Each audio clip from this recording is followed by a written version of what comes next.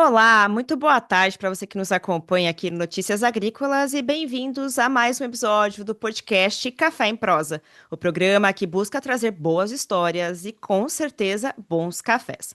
Hoje nós vamos falar de um assunto um pouco delicado, que são os gargalos logísticos que vêm atrapalhando de fato aí os embarques nos portos brasileiros com relação de fato ao embarque de todas as commodities, mas vem afetando de certa forma, prejudicando aí o setor cafeeiro. Para falar um pouquinho sobre isso, sobre o transtorno que de fato esses gargalos vêm trazendo para o setor cafeeiro, eu recebo hoje aqui o Mário Veraldo, ele é CEO da empresa de logística MTM Loxi, e Cláudio Castelo Branco, Trader Master da Expo Cacer. Mário, Cláudio, sejam muito bem-vindos ao podcast Café em Prosa, tudo bem? Tudo Tudo bem. ótimo. Boa tarde, Mário. Boa tarde, Rafael. É um prazer estar por aqui. Legal, queria então Bom que a gente dia para vocês. Queria que a gente começasse conversando, então, um pouquinho, para vocês explicarem, né? Acho que talvez um pouco o Cláudio aí explicar como que, de fato, esses entraves logísticos vêm prejudicando o setor cafeeiro, né? A gente sabe que a gente vem trazendo aqui também no Notícias Agrícolas o quanto isso tem sido prejudicial para as nossas exportações, mas vocês aí da Expo Caçar, quanto vocês vêm percebendo, de fato, esse problema na prática? Olha, nós diríamos, na verdade, de fato, que não é um problema pontual, tá? É um problema histórico que acaba se discorrendo aí, nos últimos anos. O Brasil, durante muito tempo, durante muitos anos, ele vem crescendo em termos de comercialização, não só a iniciativa privada, mas até o governo, com algumas ações comerciais, ele vem realmente crescendo a participação de mercado em países já considerados consolidados, mercado para o Brasil, mas também de mercados novos. O que a gente vem notando é assim, o mercado, como eu falei, a participação ela vem crescendo no mercado, ou seja, tem-se o aumento cada vez mais acentuado do consumo, consequentemente a demanda. Só que o que está faltando um pouquinho do nosso lado de exportador são problemas históricos do fato de, quando a gente fala de termos de estruturas, principalmente de portos e aeroportos. A gente pode falar do tema de burocracia governamental, a parte documentacional, mas principalmente de estrutura. Se nós pegarmos o comércio exterior em si, mas é especificamente o café, se a gente for tratar de 20, 30 anos atrás, o Brasil fazia praticamente a metade, um terço das exportações que fazem hoje.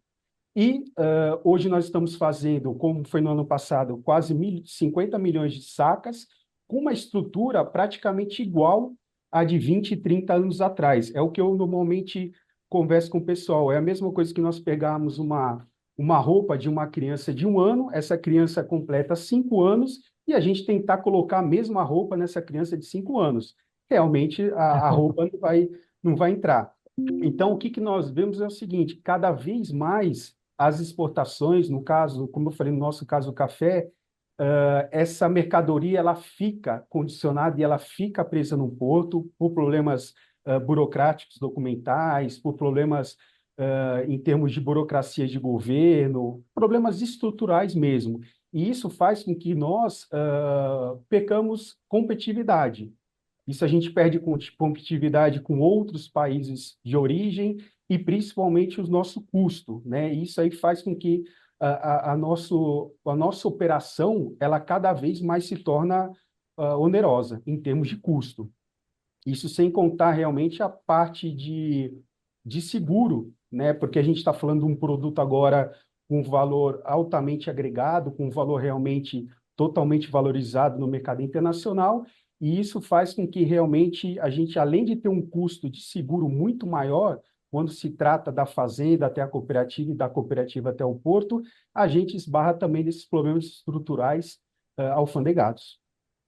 E Mário, com relação de fato a essa questão, né, da infraestrutura, né, que o Cláudio comentou que a gente sofre aí, né, com essa infraestrutura nos portos, o quanto isso vem de fato prejudicando a competitividade, vamos dizer assim, do Brasil para o mercado global de forma geral, o quanto isso vem trazendo aí, vamos dizer, atrasos, né, para mais embarcações, mais exportações e mais visibilidade do Brasil no mercado global. Eu acho que o Cláudio ele colocou a coisa da maneira perfeita, porque é uma situação estrutural. Eu estou há 30 anos nessa indústria e nos últimos 30 anos a gente não viu realmente nenhuma mudança na quantidade de investimento que é feito em relação à parte logística. O que a gente viu, na verdade, foram os portos, eles foram melhorando ao longo dos últimos 30 anos. A gente teve as concessões originais em 1995 e a partir daí você tem uma construção desses portos. É até difícil da gente lembrar o que era antes disso, porque realmente era uma situação muito precária em termos de logística internacional. Agora, é, quando a gente olha isso de maneira isolada, a gente perde um pouco da perspectiva do que aconteceu no mundo nos últimos 30 anos também nessa mesma indústria.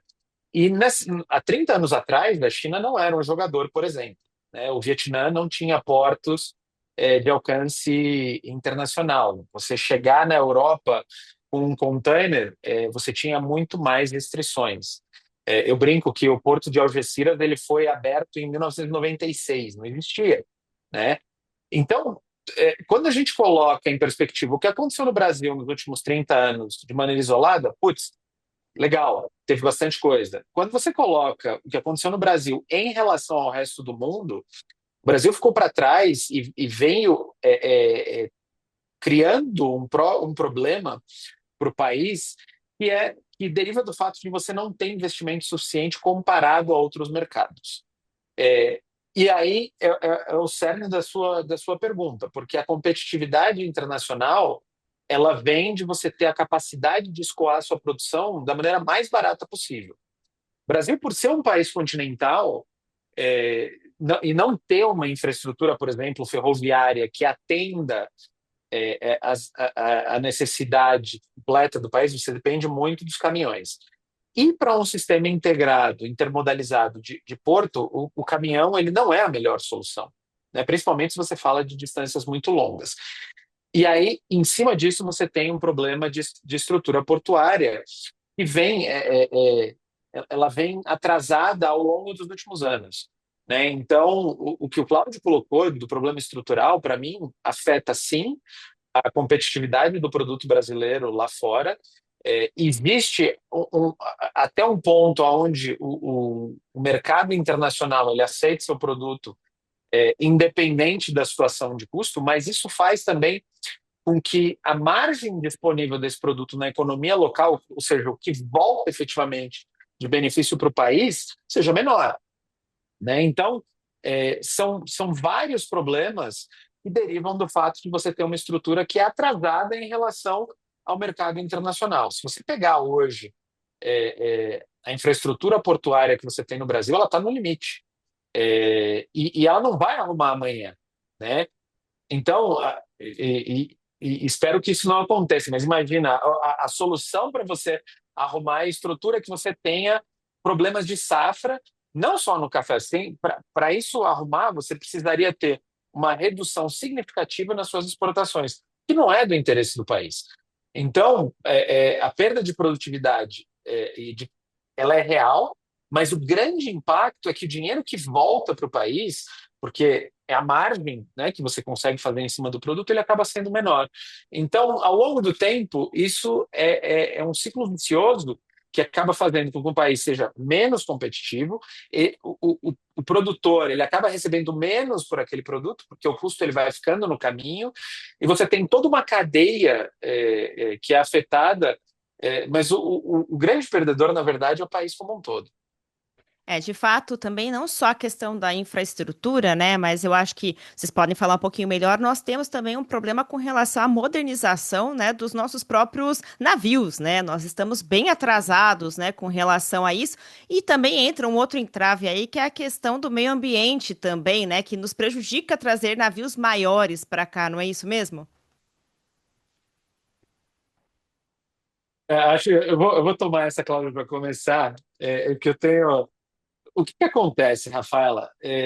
Quando a gente fala da a questão do meio ambiente, eu acho que todos os armadores hoje, na verdade, a gente precisa fazer uma defesa muito forte do tema. Os armadores vêm, ao longo dos últimos 10 anos, empurrando muito a questão de como você polui, contamina menos, é, para você poder ter uma estrutura de comércio internacional. O Brasil hoje, na verdade, tem uma frota relativamente decente na parte de cabotagem, tem muito para ser feito em relação a isso. A grande concorrência é contra o caminhão, mas quando você fala de mercado internacional hoje, os armadores eles são internacionais por natureza, né? Então, o interesse hoje, o que eu vejo é um desalinhamento entre os interesses brasileiros, os interesses dos armadores, para fazer com que esse comércio internacional flua de uma maneira mais eficiente. Então, quando a gente fala das regras de proteção ao meio ambiente, eu acho que todo mundo está de acordo que elas têm que existir e que elas têm que ser realmente cumpridas, né? O que não pode é você ter regras que deslocam um pouco a sua habilidade de exportar, porque você está competindo no mercado internacional. Então, se eu tenho uma regra mais rígida do que a outra na parte do que um outro país que compete comigo na parte de comércio internacional, então a gente precisa fazer uma avaliação do que realmente faz sentido. E aí a gente volta no que o Claudio falou, que eu acho que é o ponto principal. Sai mais caro. E se sai mais caro, volta menos margem. Se volta menos margem, eu entro nesse ciclo vicioso, que é o mesmo que a gente comentou da parte de infraestrutura.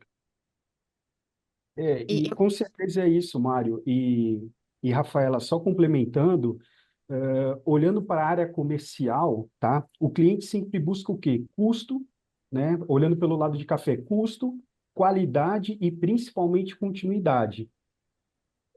A Exportcafé, ela exporta para mais de 35 países. O que nós já notamos aqui que muitas vezes, além de você ter um preço competitivo, uma qualidade superior, muitas vezes o Brasil peca exatamente pela falta de continuidade dos embarques. Ou seja, de repente você prepara todo um ambiente, você prepara o produto, você tem um custo acessível, só que chegando na hora do escoamento desse produto, você esbarra com um problema estrutural, principalmente de porto. Ainda mais café, que é um produto alimentício, tudo bem, de segunda necessidade, mas é um produto alimentício. Tudo é custo operacional, mas principalmente esse café, dependendo do destino que ele vai levar aí 80 dias, 90 dias de viagem até o desembaraço e entrega no armazém. Não é que o café ele vai estragar, mas ele vai começar a desmerecer. Então, uma qualidade que você tinha, qualidade A, no início do embarque, muitas vezes, se ele parar no porto por um problema, no caso ambiental, que já começa desde a origem até lá, mas principalmente essa parte de logística, onde você não consegue ter esse atendimento, seja por, que nem eu disse, por problema burocrático ou regras ambientais, e esse café fica preso, armazenado no porto, muitas vezes você tem a perda de qualidade daquele café. E, consequentemente, esse café chega lá com uma qualidade muito mais desmerecida. Cláudia, puxando esse gancho que você comentou da Expocacer, né, exportar, né, café para mais de 30 países, eu queria que você falasse um pouquinho, então, como que a cooperativa vem trabalhando, de fato, para tentar mitigar um pouco esses impactos, esses entraves logísticos, de que forma vocês vêm trabalhando para conseguir um escoamento do café, da produção de vocês aí pela região? Eu acho que o grande X da questão, a grande sacada é trabalhar junto com o importador, porque não é só interesse nosso em minimizar esse custo, manter a qualidade do café, mas principalmente do importador em buscar cada vez mais um custo acessível e principalmente uma qualidade demandada daquela de início. Então, nós trabalhamos a fim de evitarmos e reduzirmos cada vez mais esses prazos de atendimentos, que nós chamamos de deadlines. Então, quando nós temos uma programação de embarque em que nós visualizamos uma possível transferência de navio, uma possível perda desse embarque, ao mesmo tempo nós contactamos o cliente, tá? Então, é um serviço de várias pontas. Nós trabalhamos, obviamente, com o recebimento desse café, com armazenamento desse café, o tempo em que o armazém vai trabalhar esse café, mas principalmente os prazos que tendem a esse embarque. Então, a gente tenta cada vez mais diminuir a retirada desse contêiner vazio em Santos, trazer esse container para o interior, fazer a estufagem no interior e devolver esse container cheio no porto. E isso requer um acompanhamento cada vez mais próximo do nosso departamento de logística, que é exatamente não perder nenhum prazo e, principalmente, minimizar cada vez mais esses entraves para que nós não tenhamos essa perda ou essa transferência. Mas, como eu falei, o grande segredo é minimizar cada vez mais os prazos para que a gente possa atender com um certo conforto o embarque. E Mário, eu queria que você então aproveitasse, né, o gancho aí para falar um pouquinho também de como a tecnologia, né, como o próprio Cláudio falou nessa questão da logística, como que a tecnologia pode contribuir então para que esse trabalho seja realizado da melhor forma e a gente tenha lá na frente o mínimo impacto possível diante desses problemas estruturais que a gente vem comentando aqui. Eu acho que a gente não pode esquecer que esse fluxo, existem três fluxos, né, que eu sempre falo. Primeiro é o fluxo do produto, aí você tem o fluxo da informação e você tem o fluxo financeiro. Esses três fluxos, eles operam de maneira muito diferente, dependendo de onde você está, né, no mundo, mas também tem muito a ver com a adoção tecnológica em todos esses fluxos. Então, eu sempre falo, quando a gente está trabalhando com a cadeia de suprimento completa de alguém, é muito fácil de você rapidamente identificar onde estão os grandes problemas.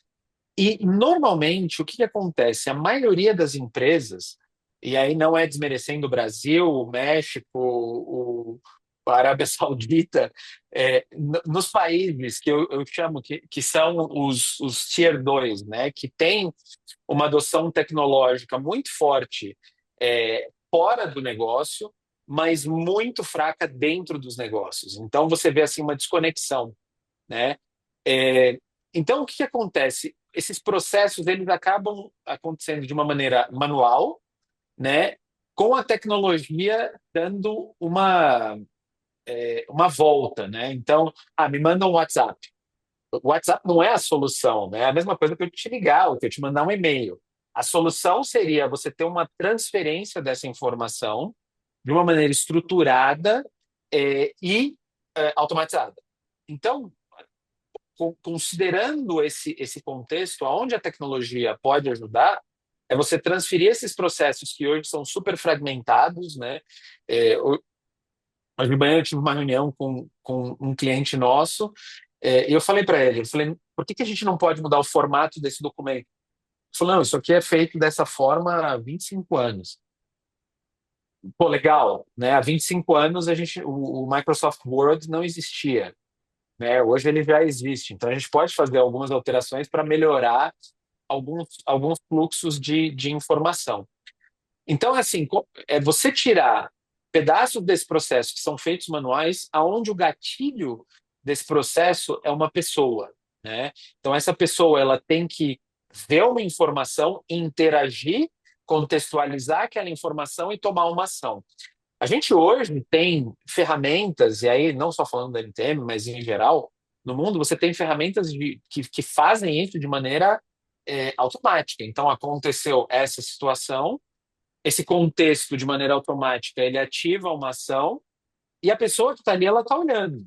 Né? Que, na verdade, o ser humano, para contextualizar, ele é muito bom, mas para agir em cima daquele contexto, é, é, como nós não temos regras estabelecidas, né, de comportamento, cada pessoa ela vai entender de uma maneira e vai executar de uma maneira. Então aí você começa a ter as rupturas. E aí é onde você tem variações no seu processo que são derivadas das pessoas.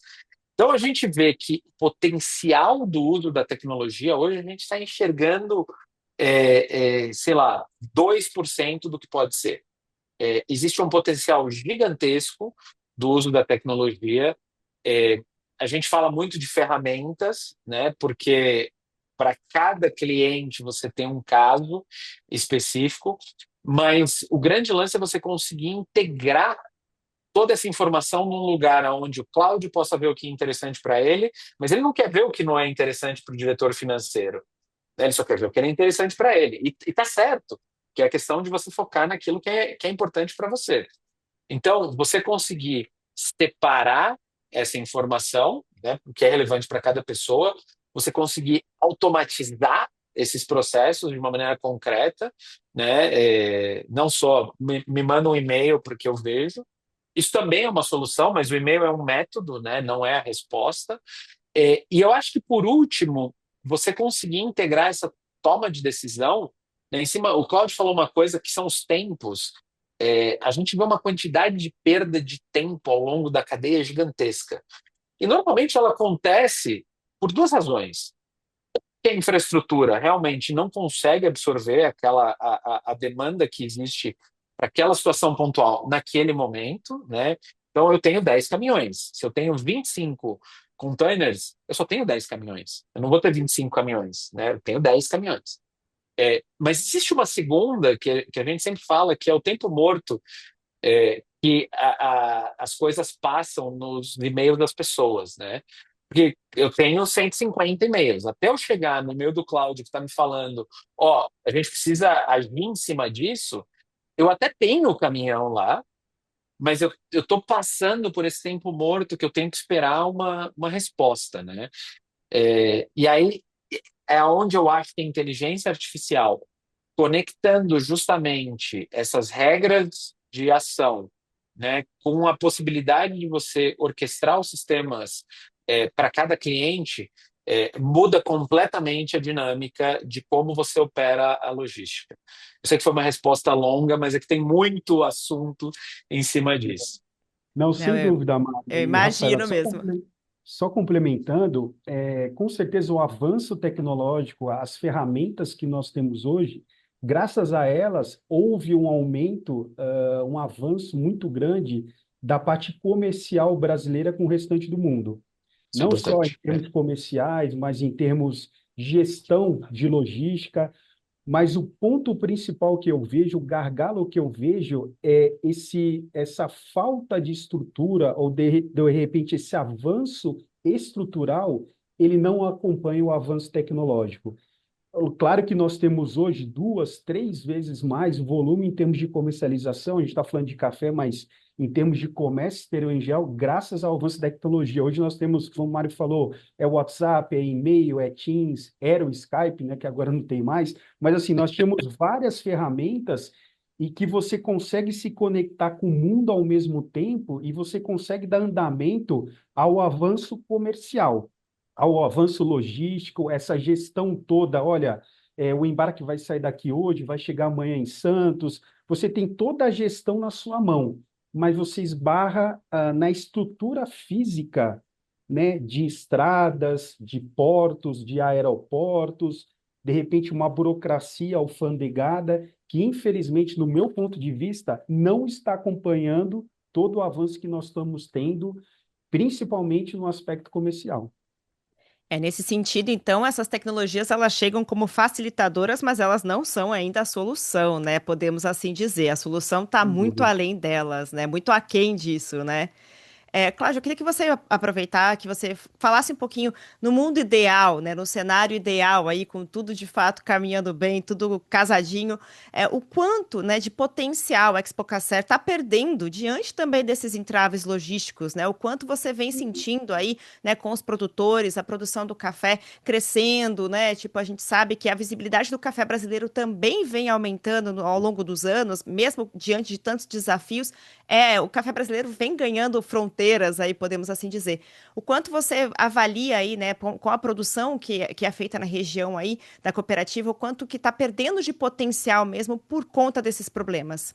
Olha, a cada ano que nós passamos, nós vemos cada vez mais um aumento em termos de produção da região do Cerrado. É claro que nós temos problemas climáticos, de repente você tem uma variação de um ano para outro, uma produção um pouco menor, de repente uma produção igual, mas nós estamos visualizando um crescimento cada vez maior com relação a investimento, com relação à produtividade, com relação à produção e principalmente agora, né, devido aos preços, cada vez mais novos produtores adentrando ao mercado produtivo de café.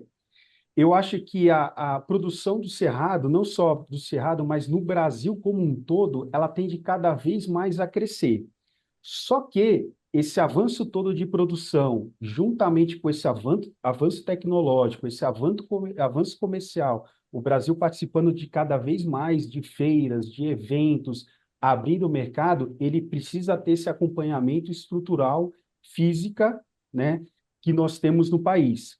Porque, caso isso não acompanhe, o que nós vamos ver com o decorrer dos anos, eu, basicamente, há 25 anos atrás, eu ouvia falar, o Porto de Santos precisa investir em maiores terminais e, de repente, aumentar o seu fluxo. E hoje a gente está falando do mesmo assunto. Então, se não houver investimentos, eu não digo investimento a curto prazo, eu não falo em soluções a curto prazo, porque se nós tivermos diversas, se nós não tivermos um investimento a médio, longo prazo, e se eu falando de investimento de 5, 10, 15, 20 anos em estradas, em aeroportos, rodovias, todo esse esforço que está sendo feito pelo produtor, pelas cooperativas, no caso pela Expocacé, de aumentar cada vez esse market share, cada vez mais levar o nome do produtor ao mercado internacional. Se esse acompanhamento ele não for da mesma velocidade,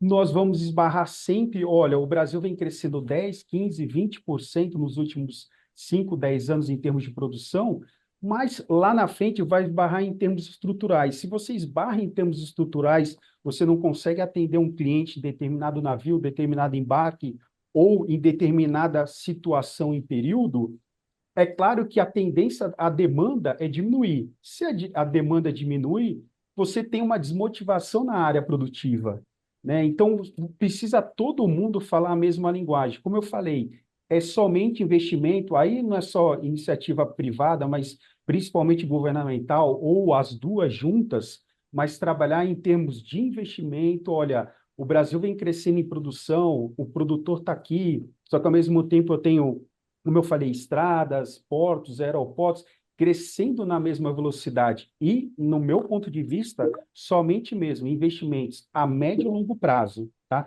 Porque ao longo dos últimos 15, 20 anos, nós tivemos várias ações, o Mário sabe, operacionais, de repente, de São Paulo para baixo, ou seja, em termos estruturais, para atender a curto prazo. Só que você atende durante 1, 2, 3 anos, e o Brasil automaticamente ele vem crescendo. Só que vai daqui a 2, 3, 4, 5 anos, aquela solução que se tinha para aquele ano, ela não vai servir mais para 5 anos. Então, a única solução que eu vejo são investimentos, como eu falei, a médio e longo prazo. Eu, Aproveitando eu então queria. esse gancho. Isso, eu queria que você complementasse mesmo, Mário, explicando um pouquinho então, na sua visão, como que entra então essa solução de fato para esse problema, né? O que que a gente pode esperar daqui para frente, né? Com relação a esses entraves que vem trazendo tanta dor de cabeça, né, para o produtor e também vem prejudicando, vamos dizer assim, o crescimento do Brasil de forma geral. Eu faço eu gosto da análise do plano de Estado versus plano de governo. O boom das exportações que o Brasil teve até, eu diria, meados dos anos 2000, né, que foi isso foi um um resultado direto da Lei das Concessões de 1995. A gente não pode esquecer isso, né? Então, você teve uma situação onde claramente, olha, a gente precisa mudar a legislação, a gente precisa de alguma forma atrair o investimento. Nesse momento, o investimento não foi estrangeiro. O Cláudio deve lembrar, a Libra, né? Eu estava lá o dia que o primeiro portainer desceu dentro da Libra. A Libra não tinha equipamento, era uma empresa nacional, tomou a concessão e aquele foi o primeiro terminal realmente para containers no Brasil dedicado, com a estrutura armada e tal. E depois disso, a gente teve uma série de desenvolvimentos. E se a gente pegar de 95 ali até 2005, você teve vários portos que foram surgindo, né? Então, eu, na época, acompanhei muito de perto Itajaí, acompanhei Multi no Rio, quando a gente fez PCM, então você via esse desenvolvimento acontecendo, mas ele não era, você não tinha uma desconexão, né? Ó, esse governo agora vai fazer isso e o outro, vamos ver o que vai fazer. Então você teve isso acontecendo, sei lá, ao longo de 10 anos, 15 anos. De repente você tem uma ruptura, né? E aí essa ruptura, ela faz com que o que acontece? Primeiro, você precisa ter um marco, né, legal que atenda a necessidade dos investidores, sejam eles nacionais ou não. Quando eu falo da questão da margem, que o produto tem que deixar margem, a margem é o que o produtor vai poder investir daqui a 1, 2, 3, 5 anos. A gente esquece da importância desse componente que é a margem, que é o lucro, né, na discussão. Se isso não acontecer, em algum momento o produtor ele vai ter menos interesse de fazer a coisa acontecer. Seja ele no café, seja ele no açúcar, ou seja ele na indústria automotiva, em todas as cadeias. Então, a gente precisa lembrar que é um plano de Estado, é um plano onde o país como um todo tem que falar, não, a gente vai fazer isso, e é um projeto de 20, 30 anos. E é, hoje, com as idades avançadas que a gente está vendo, nós vamos aproveitar disso também como brasileiros, né? Porque se você não tem, e se você está na dependência de hoje eu vou fazer uma concessão, amanhã eu não sei, hoje eu quero um investimento externo, amanhã eu não sei, todas as cadeias produtivas elas entram na mesma anda e para, né, no mesmo processo e aonde você não tem uma certeza. E todo investidor, seja ele produtor, empresário, eu sou empresário, o que eu quero é segurança de que eu vou colocar aqui e que eu vou ter uma margem ali amanhã e que eu vou ter um benefício de fazer essa margem criar mais margem e aí você cria riqueza, né? Então, se você não tem esse plano de longo prazo, você não pode projetar. Se você não pode projetar, você não tem o investimento, tá? É, é, e quando a gente fala de infraestrutura, os investimentos eles são muito altos. Então, não existe maneira de eu ter o retorno do investimento em 2 anos. Eu preciso ter 20, 30, 40, 50 anos para que aquele investimento ele possa voltar e ele possa cumprir o objetivo que é aquele investidor ele quer ter um determinado retorno. É, o Cláudio colocou super bem, ao longo dos últimos 20 anos, a gente vem fazendo, que eu falo de os band-aids, né? É um band-aid aqui, um band-aid ali, a gente vai fazer um negocinho aqui, uma passagem ali. Não, peraí, gente, a gente precisa pensar isso como país. Qual é a nossa vocação, né? O Porto de Santos, então eu sou de Santos, eu posso falar como propriedade. Qual é a vocação da cidade de Santos? É uma cidade portuária, nasceu do café, nasceu do açúcar. Eu Então, também sou qual de é a Santos, viu? vocação? Aí. A gente acaba nesse mesmo mundo, né? Por quê? Porque é o que a gente aspira, né? Como é o nosso aspiracional, é esse. Então, qual é a vocação? E qual é a vocação do país? Qual é a vocação da infraestrutura que o país tem que construir para fazer com que essa vocação e essa aspiração que todos nós temos, né? A gente quer crescer, a gente quer desenvolver ao longo da nossa vida. Como é que a gente cria esses mecanismos para que o país possa realmente ter esse benefício, para que o exportador, para que o produtor ele possa exportar, para que o exportador ele possa ganhar dinheiro e que isso seja visto com naturalidade e até com orgulho, né? Então, se você não tem esse plano que transcenda os governos, que transcenda os partidos, que transcenda toda a dinâmica de divisão social. Não, nós estamos fazendo isso para o país. A gente está fazendo isso para os nossos filhos, para os nossos netos, para que o país efetivamente possa atingir, que deixe de ser o país do futuro e se torne realmente uma referência na, daqueles componentes, naquelas partes do mercado onde a vocação é natural. A gente exporta café desde que o Dom João VI chegou. Então, putz, tem uma lição aí, né?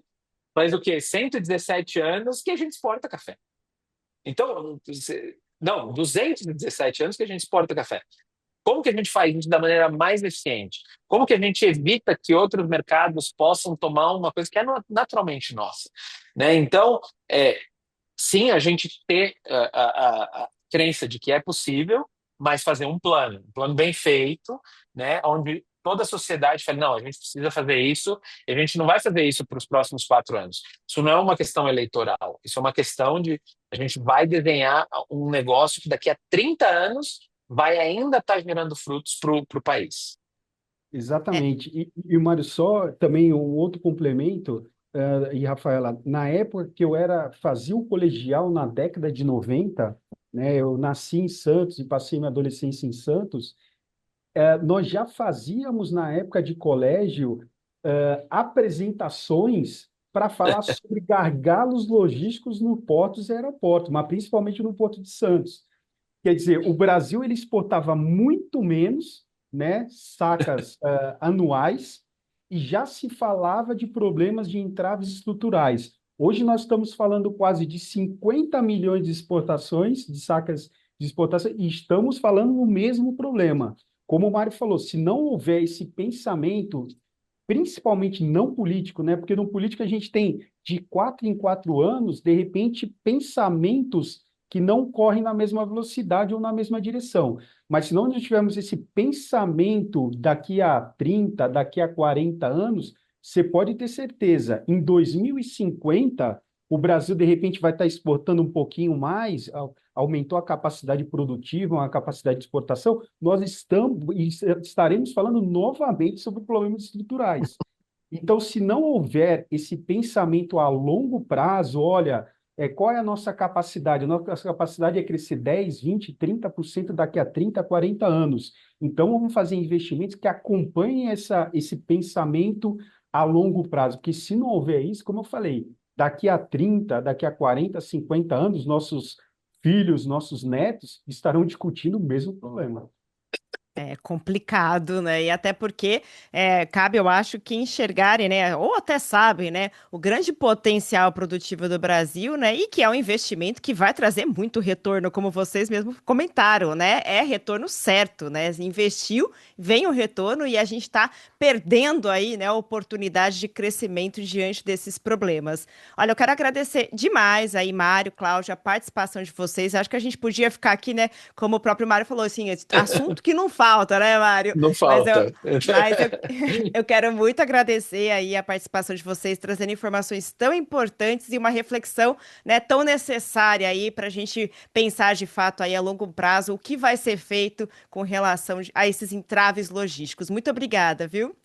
Imagina, eu gostaria de agradecer também a Rafaela, Notícias Agrícolas, ao Mário, pelo esse 1 horinha, né, de bate-papo. Acho que o Mário concorda comigo, nós não falamos nem, acho que 15, 20% do que poderia falar, mas nós procuramos, no máximo possível, resumir toda a situação estrutural que nós temos de logística, mas coloco não só a mim como profissional, mas também a Expocacé, a Notícias Agrícolas, ao Mário, o que vocês precisarem de mim, realmente nós estamos à disposição e foi um prazer poder participar desse nosso bate-papo. Legal. Eu É queria como você. agradecer também Rafaela, deixar essa.